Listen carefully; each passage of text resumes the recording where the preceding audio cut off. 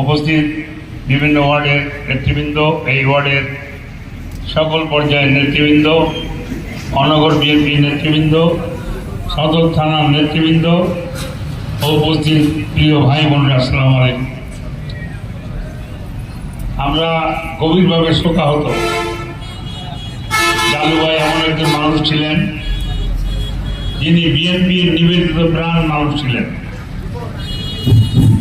চরম দুঃসময়ে, চরম দুর্যোগে যখন আমাদের উপরে, জিয়া পরিবারের উপরে অত্যাচার নির্যাতন নেমে এসছে, জালু ভাই কখনো বিএনপিকে ছেড়ে দেয় না। বিএনপির কাছে থেকে জালু ভাই কখনো সরে যান নাই। যে কারণে আমরা দেখেছি